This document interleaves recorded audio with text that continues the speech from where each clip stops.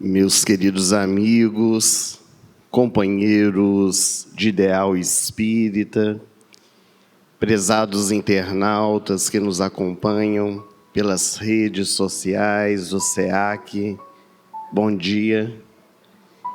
Que as bênçãos de Jesus continuem a envolver os nossos corações em muita paz e harmonia. É uma alegria retornar a Campinas e especialmente estar pela primeira vez nessa casa que nos acolhe com tanto carinho. Espero que seja a primeira de várias outras oportunidades. Que possamos nos unir em mente e coração para refletirmos em torno da mensagem do Evangelho de Jesus, à luz dessa doutrina que sempre nos orienta, nos esclarece e nos instrui. Jesus foi a grande luz que se acendeu nas trevas da nossa ignorância. Quando esteve na terra, utilizou de diversas metodologias para poder nos trazer as boas novas de alegria. Transformou-se no mestre por excelência, porque vivenciou a mensagem que trouxe por meio de suas palavras. As páginas do Evangelho registraram as curas, registraram os seus feitos, os seus ensinamentos, mas sem dúvida alguma, uma das mensagens de Jesus que deixou um rastro de luz e um código de bem viver para que nós pudéssemos seguir é o Sermão da Montanha. A benfeitora Amélia Rodrigues, por meio da mediunidade de Valdo Franco, teve ocasião de asseverar que o Sermão da Montanha é o alfa e o ômega, o princípio e o fim. No Sermão da Montanha, também conhecido como as Bem-aventuranças, Jesus nos traz um roteiro seguro para a nossa iluminação interior e muda os paradigmas de uma época, pois os conceitos de felicidade da época de Jesus e dos dias atuais eram conceitos muito equivocados, de que a felicidade era ter coisas, a felicidade era vencer a guerra, a felicidade era sentar-se no trono do poder e da glória. E Jesus vem nos ensinar que felizes são os pobres de espírito, felizes são os que choram, felizes são aqueles que são perseguidos por causa da justiça. E na manhã de hoje, nós somos convidados a refletir sobre uma dessas bem-aventuranças. Um desses versículos que falam tão profundamente ao nosso coração. Felizes os pacíficos, em algumas traduções, felizes os mansos, porque eles herdarão a terra. Para refletirmos sobre essa bem-aventurança, nós gostaríamos de retornar às páginas do Antigo Testamento, porque as bases da mensagem do Evangelho de Jesus encontram-se também no judaísmo, na expressão das leis divinas aqui na terra. E vamos encontrar uma história bastante peculiar nas páginas antigas, que falam a respeito de um homem muito rico, que vivia nas terras de Uz. Ele era chamado Jó. Jó era um homem bastante reconhecido na região em que ele morava. Talvez entre todos os moradores fosse o mais rico. Ele possuía 7.000 ovelhas, 3.000 camelos, 500 juntas de bois, diversas propriedades, muitos filhos, muitos trabalhadores, e era um homem íntegro, um homem que buscava seguir as leis divinas. Conta as páginas do Antigo Testamento que certo dia o Satanás teve a audácia de visitar a Deus. E diante da divindade, Satanás disse: estive passeando pela terra. E então a divindade, muito tranquila, disse a Satanás: então deve ter visto o meu servo Jó, homem íntegro, correto, que busca vivenciar a proposta da mensagem divina em seu coração. Satanás, ardiloso, gargalhou e disse: mas ser íntegro, correto, bondoso e seguir a mensagem divina na condição em que Jó se encontra é muito fácil. É um homem rico, é um homem que dispõe de diversos recursos. Tira tudo dele e tu verás ele blasfemar contra o teu nome.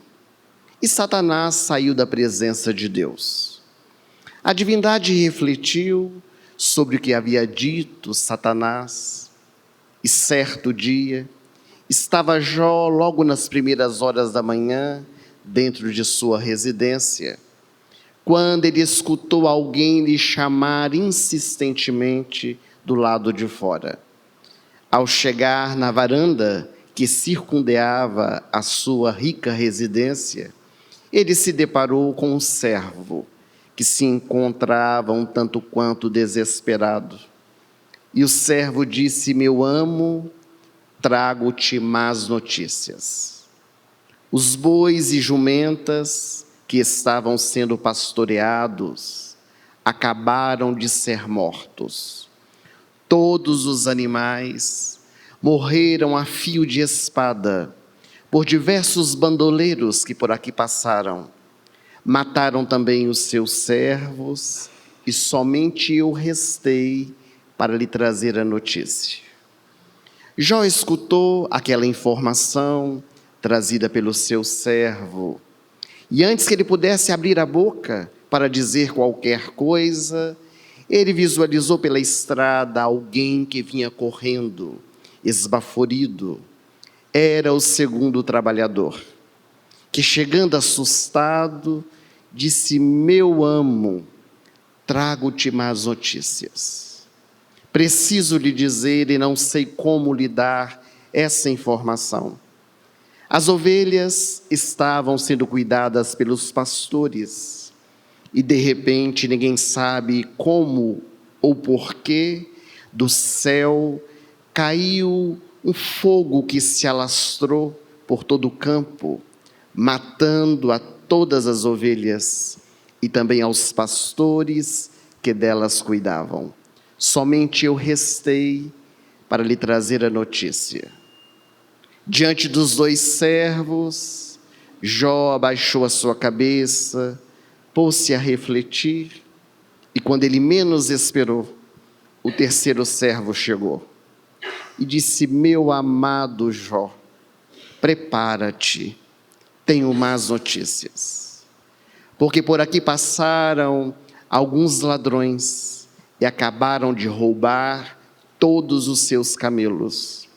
Mataram os homens que cuidavam dos animais e somente eu restei para lhe trazer a notícia. Jó, que iria dizer qualquer coisa aos seus servos, quando ia abrir a boca, surgiu o quarto servo, que muito assustado disse: meu amo, não sei como lhe dizer, mas preciso trazer a notícia. Teus filhos, todos eles, estavam reunidos na casa do teu filho mais velho, em terras distantes daqui, e por lá passou uma grande tempestade, ventanias, que derrubou a casa e matou a todos os seus filhos. Naquele instante, um silêncio se fez. Jó entrou para dentro da sua casa e daí a pouco ele retornou com os cabelos e a barba raspados E diante dos seus servos, ele rasgou a sua roupa e disse: nu eu entrei na terra, nu eu haverei de sair. Deus deu, Deus tirou. Louvado seja o nome do Senhor nosso Deus. E o tempo passou.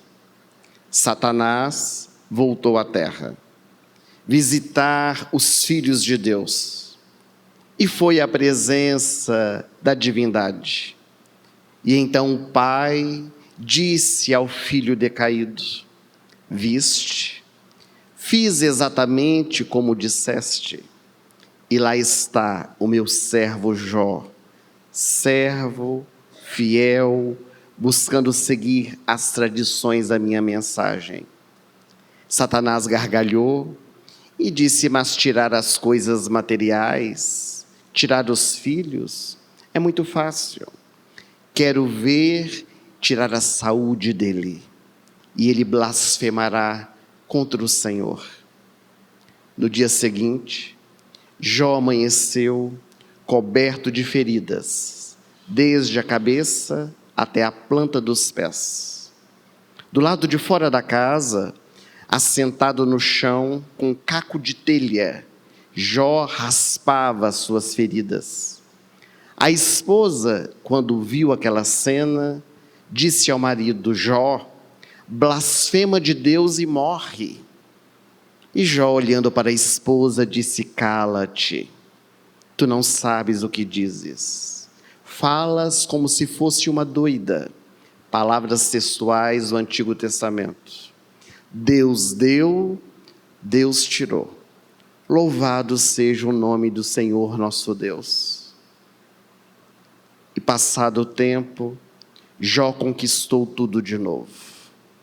Voltou a ser um dos homens mais ricos da terra de Uz e entrou para as páginas da história, nesta história simbólica do Antigo Testamento, como o exemplo da mansuetude, da paciência, da obediência e da resignação.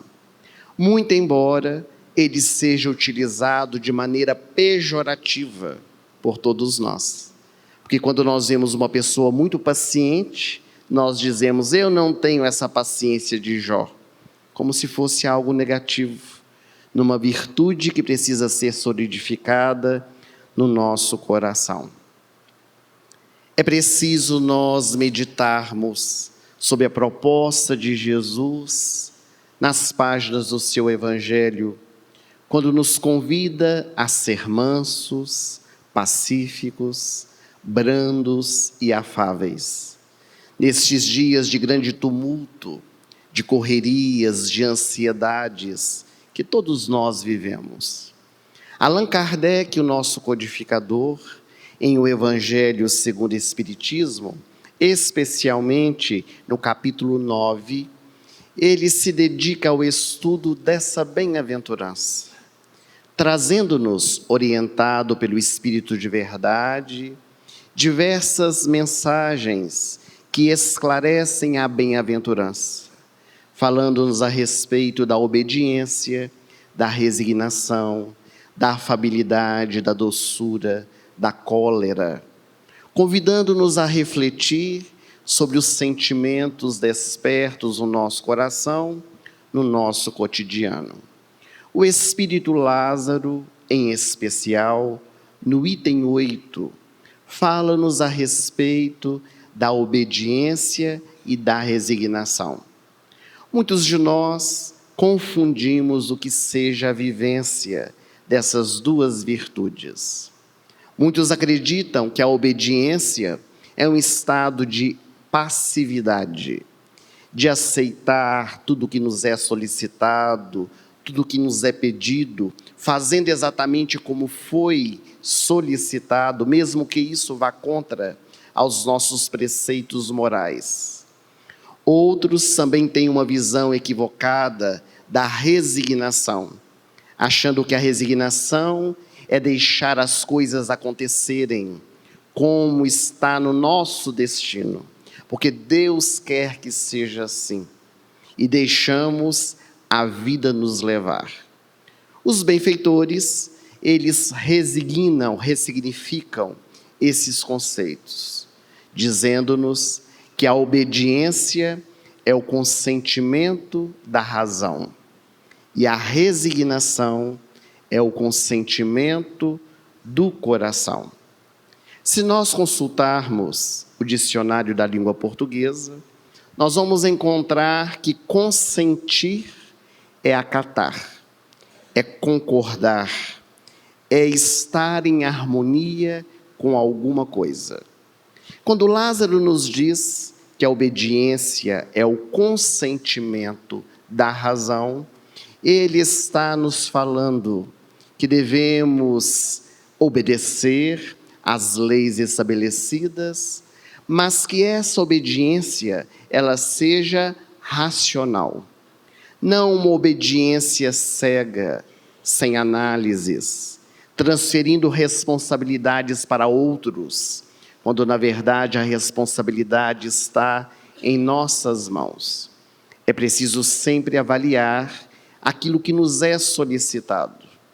No nosso movimento espírita, os benfeitores espirituais, alargando os conceitos acerca da mensagem do Evangelho de Jesus e falando a respeito da mediunidade, nos convidam a sempre termos o crivo da razão, a analisarmos aquilo que é trazido por meio das palestras, por meio dos livros psicografados, das mensagens recebidas, porque já dizia João, o apóstolo amado de Jesus, que nem todos os espíritos são de Deus. É preciso nós passarmos pelo crivo da razão, da fé raciocinada, que nos é apresentada também pela doutrina espírita, como uma forma de solidificar o nosso caminho. Na questão 621 de O Livro dos Espíritos, quando Allan Kardec pergunta e questiona onde está escrita a lei de Deus, os benfeitores respondem que a lei de Deus está na nossa consciência. Nós sabemos exatamente o que devemos fazer, como agir. No entanto, nem sempre obedecemos. Quando surge na nossa mente aquela ideia chamada intuição, que é aquele movimento interior para seguir tal caminho, fazer tal coisa, invariavelmente nós adentramos por atalhos. Nós saímos da estrada real para adentrar caminhos menos felizes, porque muitas vezes nós somos recalcitrantes no erro. Às vezes, numa rebeldia, nós nos levantamos inclusive contra Deus, contra os seus desígnios, contra a sua vontade. Então é necessário nós estarmos conscientes dos deveres que nos compete realizar, porque cada um de nós, quando encarnamos e reencarnamos, nós temos uma missão para cumprir. E quando nós falamos de missão, não estamos falando de movimentos grandiosos para salvar o mundo, e de que adianta salvar o mundo e perder a sua alma. Nós estamos falando daquela atividade, daquela tarefa que nos é confiada como uma oportunidade de crescimento, de libertação, porque a missão é sempre grandiosa para aquele que foi oferecido, porque é o mecanismo que tem para o seu engrandecimento moral. Por outro lado, o Espírito Lázaro, falando a respeito da bem-aventurança de Jesus, ele nos fala que a resignação é o consentimento do coração. Quando nós compreendemos os desígnios de Deus em nossas vidas, quando não nos revoltamos, quando não blasfemamos contra a divindade.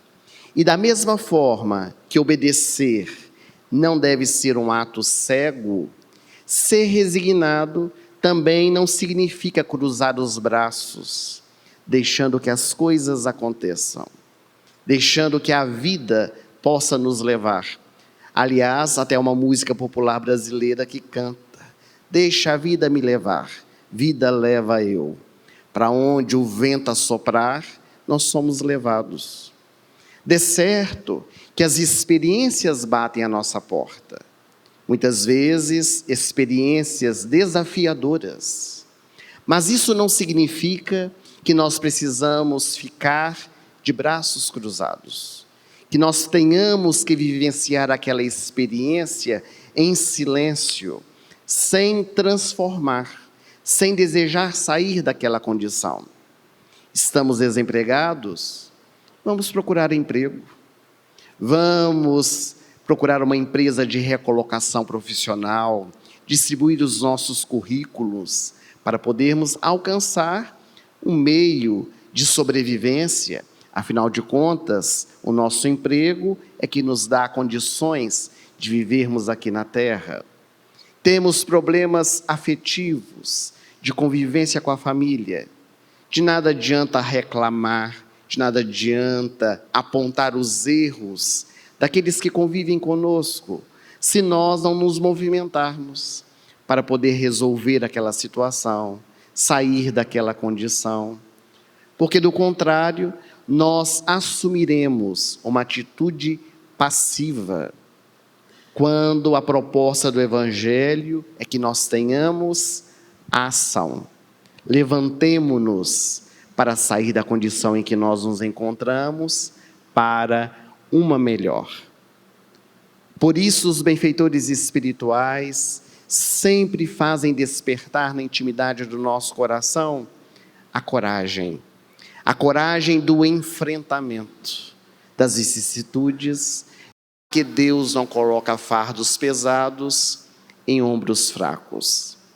A mansuetude, a paciência, que estão tão escassos na nossa sociedade, porque hoje nós perdemos aquilo que não temos.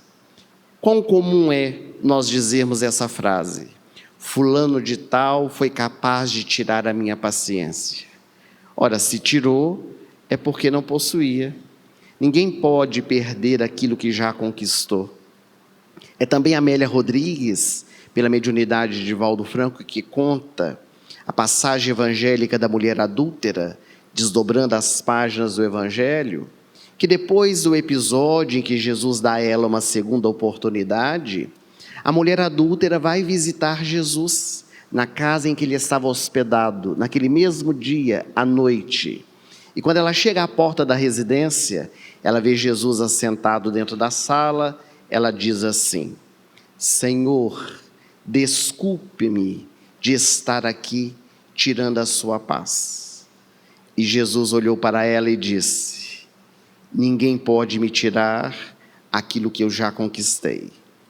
Entra, fala que eu te escuto.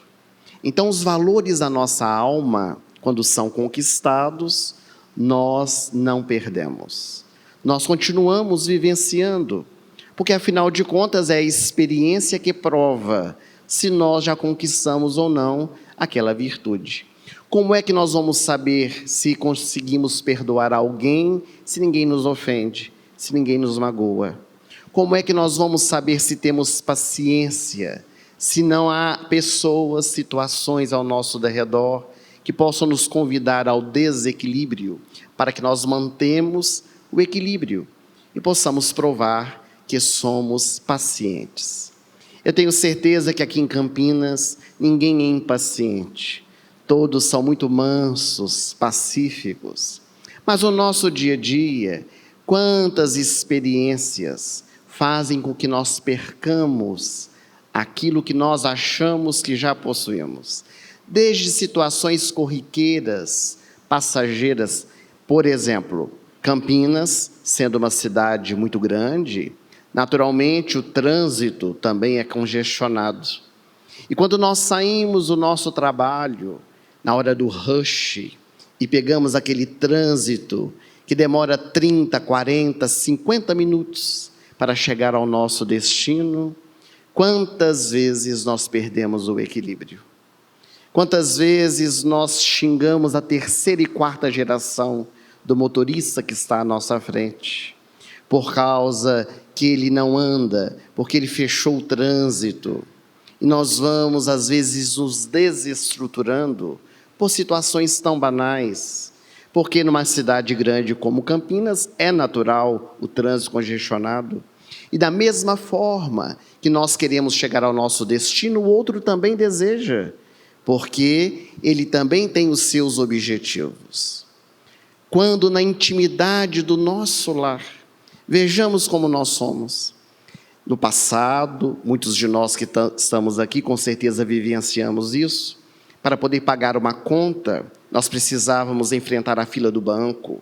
Tínhamos que ficar, às vezes, horas ali dentro da fila esperando o caixa para ser atendido.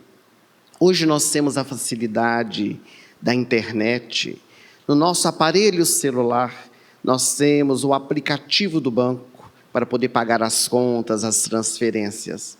Mas quando nós entramos na nossa casa, entramos no aplicativo do banco e aquela bolinha fica rodando, rodando, rodando e não pluga no site, nós queremos pegar o celular e jogar na parede. Perdemos o equilíbrio. Logo, logo estamos desestabilizados por uma situação também tão normal e corriqueira. Certa ocasião, permitam-nos contar uma experiência pessoal, sem desejar fazer autobiografia. Mas é porque as experiências pessoais também nos ensinam. Nós nos encontrávamos em uma casa espírita, em Belo Horizonte, e logo no princípio da reunião, conforme hoje foi solicitado pela Gleides, a dirigente da reunião solicitou para que todos nós colocássemos os nossos celulares no modo silencioso, porque um celular tocando, ele traz dificuldades não apenas para o dono do celular, como para todos que estão ali reunidos. E então ela avisou no início da reunião, chamou-nos para fazer a palestra, e nós começamos a fazer a palestra. Daí a 10, 15 minutos de trabalho, um celular começou a tocar. Era de uma senhora que estava dentro do salão, a bolsa dela estava debaixo da cadeira. Ela pegou a bolsa, abriu, aquele celular que começa baixinho e vai aumentando o volume. E bolsa de mulher é uma coisa terrível, tudo que procura não acha. Com algumas exceções, desculpem as mulheres presentes. Então ela começou a procurar o celular na bolsa, não achava, com muito custo achou. E quando achou, meus amigos, alô, dentro do salão. E ela começou a conversar como se estivesse na casa dela. Saiu conversando e como, vamos dar o exemplo, como se fosse aqui. Ela ficou ali do lado de fora conversando. Enquanto ela gritava lá de fora, nós gritávamos aqui de dentro para ver quem era mais escutado. Daí a pouco ela retornou como se nada houvesse acontecido, assentou-se para escutar a palestra e nós continuamos a fazer a palestra tranquilamente. Quando o celular de alguém toca num ambiente em que já solicitou que fosse colocado no silencioso, o que a gente faz?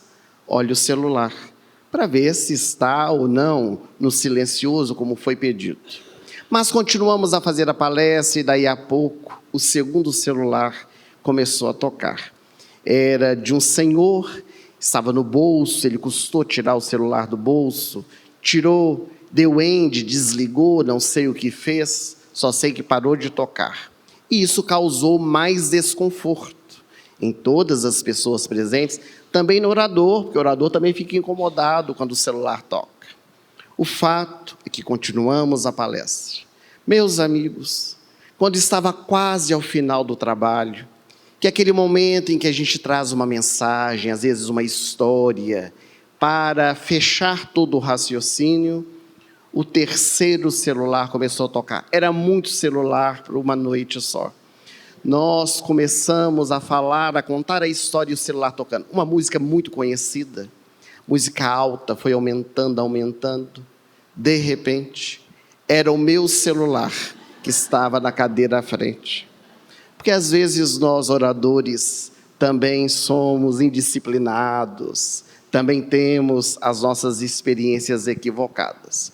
Mas para poder mostrar como é que situações do dia a dia, às vezes nos tiram o equilíbrio, quando nós somos convidados ao Evangelho a manter na sintonia.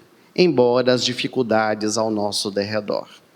Mas para nós mantermos a mansuetude, sermos pacíficos, sermos obedientes e resignados na nossa jornada, é preciso e necessário que nós compreendamos alguns itens muito importantes. O primeiro deles, compreender que Deus não castiga, nem premia a quem quer que seja. Porque conforme nos ensinou Jesus, a cada um será dado segundo as suas obras. Nós colhemos exatamente aquilo que plantamos. Então, as nossas experiências, sejam elas positivas ou negativas, elas são concernentes àquilo que nós fizemos, que nós realizamos, seja nessa experiência ou em experiências anteriores reencarnatórias. Porque as sementes plantadas, as espirituais, elas podem demorar um pouco a germinar. Existem sementes aqui na terra que, quando nós plantamos, são colhidas rapidamente. Quando nós plantamos um pé de alface no nosso quintal, 3 meses depois nós já temos alface para colocar na nossa salada. Mas quando nós plantamos um pé de manga, nós não sabemos quando vamos colher. Dependendo da nossa idade, nem vamos colher no pé de manga que nós plantamos. Mas o importante é plantar, não importa quem venha colher. Porque da mesma forma que nós plantamos e outros colhem na árvore da vida, outros plantaram para que nós pudéssemos colher. É da lei. A experiência divina vai nos proporcionando essas situações para o nosso aprendizado e o nosso crescimento espiritual. É preciso nós entendermos também, para sermos mansos e pacíficos, que nenhum de nós sofre pelos erros dos outros. Nós ainda trazemos um conceito que vem de algum tempo, de que muitas vezes os pais pagam, os filhos pagam pelos erros dos pais. Aliás, está nas páginas do Evangelho esse conceito. Quando Jesus chega numa cidade, se depara com um cego de nascença e os apóstolos perguntam a Jesus: que fez esse homem para nascer assim? Foi os seus erros ou os erros dos seus pais? Esse questionamento, feito pelos apóstolos, demonstram 2 coisas muito importantes.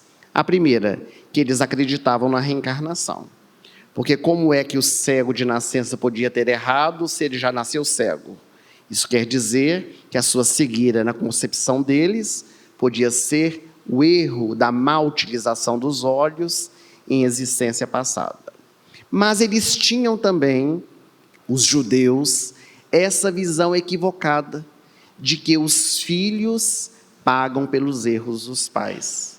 E muitos de nós ainda trazemos arraigado isso dentro do nosso coração. Porque a gente diz assim, quando alguém está falando mal de outro: olha lá que vai pagar a língua com o seu filho, viu? Fica falando mal dos outros, que daqui a pouco seu filho está fazendo a mesma coisa. E nós acreditamos nessa crendice popular.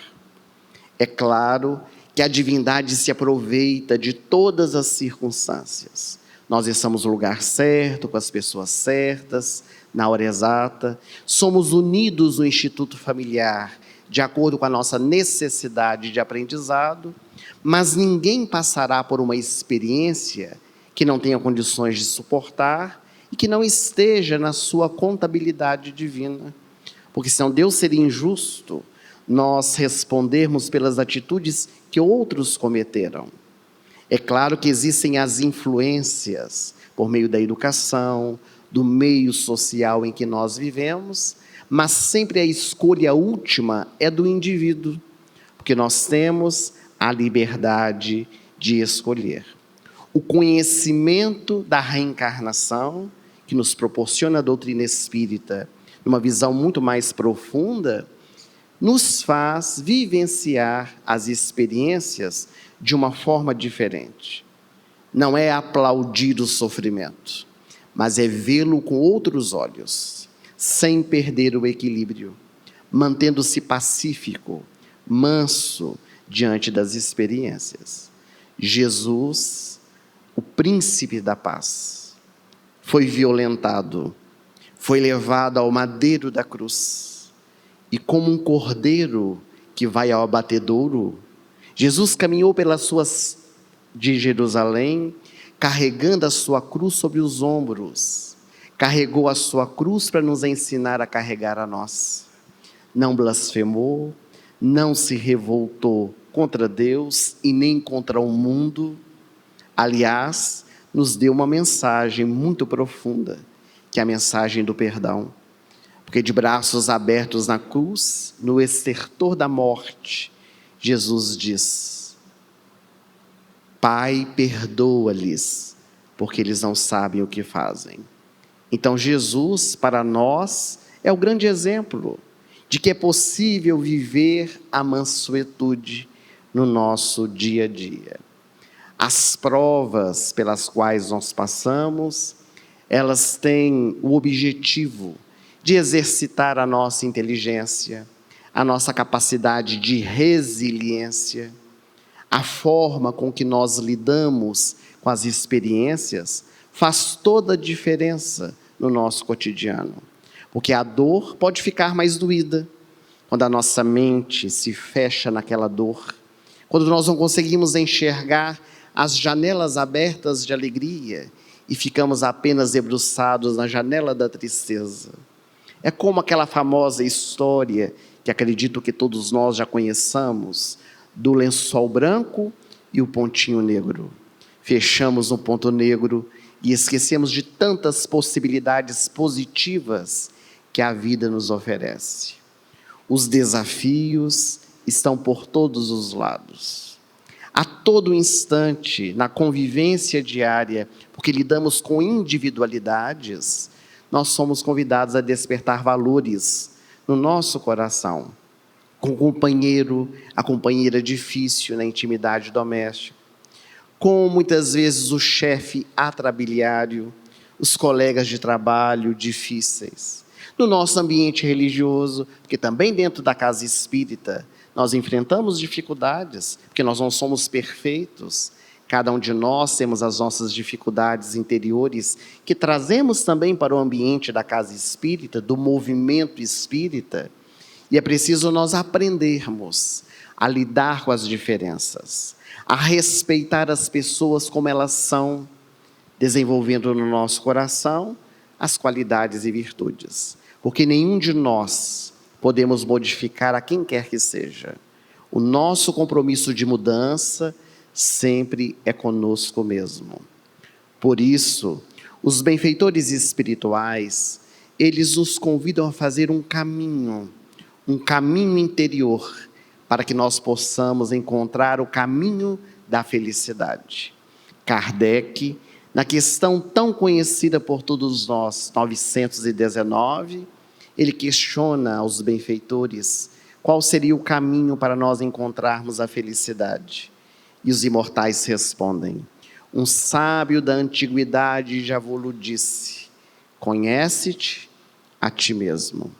Essa frase que ficou imortalizada na história da humanidade, que todos acreditam ser uma frase de Sócrates, o grande filósofo, mas não é. Joana de Ângeles, no livro Ser Consciente, pela mediunidade de Valdo, ela conta que na Grécia Antiga, o povo tinha o hábito de ir ao templo de Delfos para consultar o oráculo através das pitonisas. Eles sempre iam fazer perguntas, e perguntas inteligentíssimas. Eu vou me casar? Eu vou ter filhos? Eu vou ser feliz? É exatamente as mesmas perguntas que nós queremos fazer aos espíritos nos dias de hoje. E um dia o oráculo, por meio da pitonisa, de uma profunda sabedoria, pediu para que elas escrevessem na entrada do templo de Delfos uma frase, que essa frase fosse cravejada na entrada do templo. Genot se auton, conhece-te a ti mesmo. No dia que Sócrates, pela primeira vez, ele foi ao templo, quando ele viu essa frase escrita, ele entendeu que esse era um caminho de iluminação. E ele foi o responsável por vulgarizar, no bom sentido da palavra, essa frase, para que todos pudessem conhecer. Então ela se tornou uma frase de Sócrates, mas na verdade foi trazida pelos benfeitores espirituais, as pitonisas daquela época. E Santo Agostinho, um dos pais da Igreja Católica, grande trabalhador do nosso movimento espírita, ele nos dá um roteiro bem seguro para fazermos este trabalho do autoconhecimento. Fazei como eu fazia. Todas as noites, antes de me deitar, eu analisava a minha vida. As coisas boas, eu reafirmava dentro de mim. As coisas negativas, eu transformava no dia seguinte. E foi assim que esse homem se iluminou. Transformou-se numa referência para todos nós. Nós outros somos diferentes. Nós conhecemos os outros, mas não conhecemos a nós mesmos. Eu conheço o meu filho como a palma da minha mão. Eu conheço o meu marido, a minha esposa. Não precisam falar nada. Como abrem a porta, eu já sei o que está dentro do coração deles. Mas qual é a vantagem? Se conhecer os outros, se nós não conhecemos a nós mesmos. O benfeitor espiritual, Humberto de Campos, pelas mãos abnegadas de Chico Xavier, no livro Luz Acima, ele narra uma história bastante peculiar a respeito disso, quando estava Jesus e Simão Pedro andando pela estrada rumo a Magdala. Estavam apenas os dois na estrada. Quando Simão Pedro perguntou a Jesus o que ele deveria fazer para conhecer os seus inimigos interiores, porque ele queria matar todos eles para encontrar a iluminação interior. E Jesus então, calmamente, manso, disse para Simão Pedro: ora, Simão, somente o tempo. É o tempo que nos faz reconhecer aquilo que somos. Ah, mas o tempo demora muito, Senhor, eu quero agora. Quero que o Senhor me diga agora quais são os meus inimigos interiores. E Jesus silenciou, porque já havia trazido a informação. O apóstolo é que não havia escutado. Continuaram andando somente os dois na estrada. Quando de repente, ao entorno, eles começaram a escutar passos. Pareciam que estavam sendo seguidos. Naquela época Jesus já estava perseguido. E Simão Pedro colocou as mãos no ombro de Jesus e lhe disse: não tema, Senhor, porque eu vou lhe proteger. Tenho os braços fortes, vou lhe defender. Por quem quer que esteja nos acompanhando, o Senhor fica tranquilo. Jesus muito tranquilo. Era Simão que estava exacerbado. Quando no meio dos arbustos sai André, o irmão de Simão Pedro, sorrindo. André estava brincando com Jesus e Simão Pedro. E nós achamos essa informação bastante interessante. Como eles eram pessoas comuns. André estava brincando com Jesus e Simão Pedro. Quando André saiu sorrindo, Jesus então tirou a mão de Simão Pedro do seu ombro, olhou para ele e disse: Simão, o medo é um terrível inimigo que nós trazemos dentro do coração. Continuaram andando, agora com a presença de André. Numa das curvas qualquer da estrada, eles se encontraram com Zeconias. Era um homem bastante conhecido, que vendia perfumes nas estradas. Era um viajante. E quando ele viu Jesus, ele já conhecia o mestre, chamou: Senhor, vem até mim, eu preciso lhe falar. Jesus veio à presença de Zeconias. Então Zeconias disse para Jesus: o senhor se lembra daquele homem que curou na cidade de Jerusalém, que era paralítico? Jesus em silêncio. Pois eu vou lhe dizer que este homem está maldizendo o nome do Senhor. Está trazendo más informações, espalhando pela cidade coisas que não são devidas relativas à sua vida.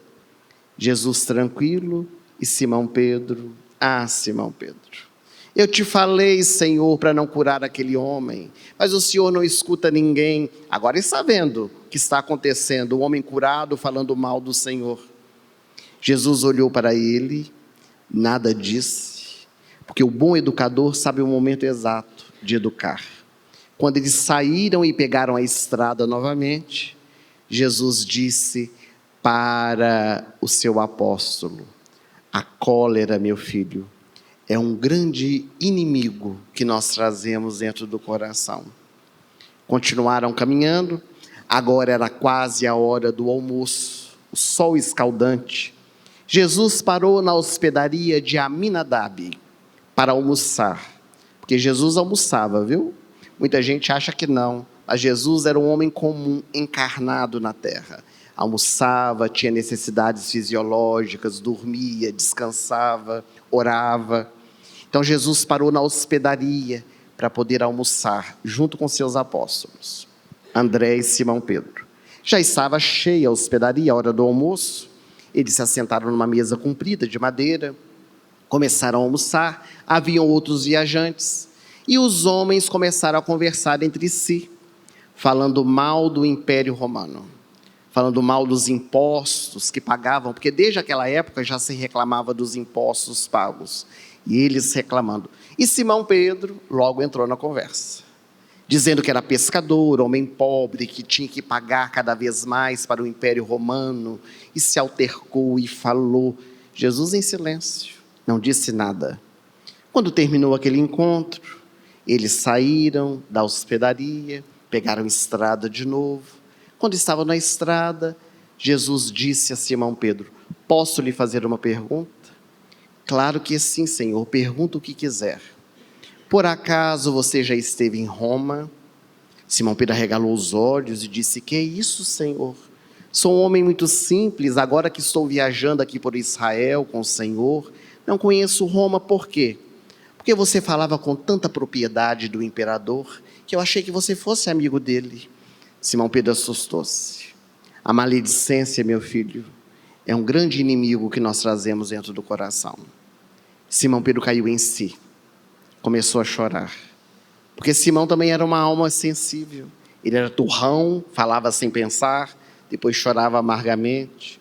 Jesus então passou as mãos no ombro do seu apóstolo mais velho e disse: Simão, há menos de uma hora tu me perguntaste quais eram seus inimigos interiores. Eu disse que somente o tempo ensinaria. Você disse que o tempo demora muito tempo para poder descobrir. Descobriste 3 em menos de uma hora: medo, cólera, maledicência. E essa mensagem fala fundo ao nosso coração, porque também é nas experiências da vida que nós reconhecemos quem somos. E a divindade vai colocando no nosso caminho oportunidades, provas, experiências que batem à nossa porta, para que nós consigamos enxergar quem somos. É preciso viver o presente, esquecer um pouco o passado, porque o passado já passou. O passado nos dá base para viver o presente, construindo um novo futuro. O futuro ainda vai chegar. É preciso aproveitar agora, por isso o nome presente, presente que Deus nos deu. Nesses dias de ansiedades, em que nós perdemos a mansuetude, porque estamos sempre correndo de um lado para outro, na conquista desenfreada do ter, do possuir, onde muitas vezes não vivemos o agora, até mesmo nas experiências religiosas. Às vezes nós estamos num ambiente de aprendizado como este que nos encontramos nessa manhã, mas a nossa mente está gritando. Estamos todos em silêncio, o único que fala aqui sou eu, mas a mente grita: e hoje onde vai ser o almoço? Será que vai dar tudo certo? Nossa, amanhã, segunda-feira, começa tudo de novo. Deus do céu, quanta coisa ficou no trabalho para ser resolvida na sexta-feira. Será que vai dar tudo certo na viagem que eu vou fazer daqui a um mês? E daí a pouco, nós perdemos a oportunidade do agora, na ansiedade que nos consome, que é um conflito da nossa alma. Está no livro Conflito Existencial, da benfeitora Joana de Ângeles, da série psicológica. A ansiedade é um conflito da nossa alma, que nós precisamos trabalhar, porque Jesus nos ensinou: não vos afatigueis, a cada dia basta o seu mal. Então é preciso nós aprendermos com a mensagem do Evangelho, que sempre nos fortifica, que sempre nos convida a ser melhores, para que aos poucos as bem-aventuranças possam ser introjetadas no nosso coração e nós possamos vivenciar essa mensagem sempre, porque é uma larga distância entre o conhecimento e a prática. É preciso nós estabelecermos a determinação, a coragem de colocar em prática todos estes ensinamentos que tanto temos aprendido. Nós queríamos agradecer a presença, o carinho de todos vocês e carinhosamente a direção da casa nos permitiu, antes de voltarmos à palavra Gleides, que nos dirige nessa manhã, para a finalização das atividades, falar um pouquinho acerca do nosso trabalho. Nós moramos em Belo Horizonte, há 33 anos temos realizado palestras onde somos chamados e temos 40 livros publicados para crianças, jovens e adultos, cuja renda é revertida para instituições de caridade. Todos os direitos autorais dos nossos livros vão para instituições de caridade que nós auxiliamos e para a publicação de outras obras. Entre essas instituições está o Grupo Sheila, que nós frequentamos em Belo Horizonte, a nossa Casa do Coração. Também tem a Amivale do Jequitinhonha, que é uma região muito sofrida das Minas Gerais, e uma organização que se chama Fraternidade Sem Fronteiras. É uma ONG que há 16 anos tem realizado um trabalho humanitário, tanto no Brasil quanto na África. A Fraternidade Sem Fronteiras, ela tem o objetivo de levar a saúde, a educação, o trabalho, levar a dignidade ao coração de pessoas que momentaneamente passam por situações muito difíceis. Hoje, nesse encontro, nós contamos com a presença, inclusive, do vice-presidente da Fraternidade Sem Fronteiras, que está conosco. Ele mora aqui em Campinas, o Ranieri, que tem sido o braço direito do nosso querido Wagner, o presidente da instituição, que hoje mora no Malawi, numa das regiões atendidas pela Fraternidade Sem Fronteiras. E a cidade de Campinas tem sido uma grande apoiadora à Fraternidade Sem Fronteiras, contando com o auxílio de muitos corações, que entenderam que a caridade não tem fronteiras, que onde houver o chamado do nosso coração, de acordo com as nossas possibilidades, nós podemos fazer a diferença. Há várias maneiras de ajudar a Fraternidade Sem Fronteiras, divulgando, colaborando através do apadrinhamento. A partir de R$ 25,00 mensais, nós podemos mudar a vida de uma criança. Também compartilhando com outras pessoas para que conheçam e participando das caravanas junto conosco. Sempre nas unidades que nós atendemos, há caravanas que levam os padrinhos e madrinhas para verem de perto o trabalho que é realizado. Nós temos a oportunidade de coordenar as caravanas da educação que vão a Moçambique, mas existem diversas outras caravanas, a saúde, caravana geral, caravana da família, que vão com objetivos de integrar, de conviver, de confraternizar. Como a fraternidade está completando neste ano 17 anos, os frutos já estão sendo colhidos.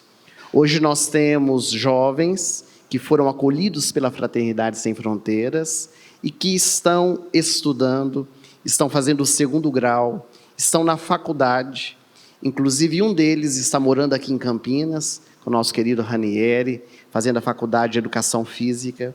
Nós temos outros jovens que inclusive já se formaram. Então, é um trabalho que realmente deixa no nosso coração a certeza de que, de alguma forma, todos juntos podemos fazer a diferença. Afinal, Gandhi já ensinava: seja você a mudança que quer ver no mundo. Conforme a Gleides disse, nós já estamos há alguns dias aqui no interior de São Paulo, passando por várias cidades. Estamos finalizando hoje aqui no SEAC a nossa jornada de 22 dias de trabalho. Alguns livros estão expostos ali à saída, no pequeno estande que nós montamos. As pessoas que tiverem interesse em conhecer o nosso trabalho, nós estaremos à disposição. Um dos nossos livros, recente lançamento, é o livro Pai Francisco, que é um livro que fala a respeito de Francisco de Assis. São orações e canções em homenagem ao pobrezinho de Deus, 30 canções inéditas em homenagem a Francisco de Assis, onde nós temos a letra e o QR Code para a pessoa acessar e escutar no YouTube, ver as imagens referentes a Francisco de Assis. Outros trabalhos também para crianças. Temos poucas unidades de cada livro, mas temos ainda alguns disponíveis. Então, ao final, nós estaremos à disposição.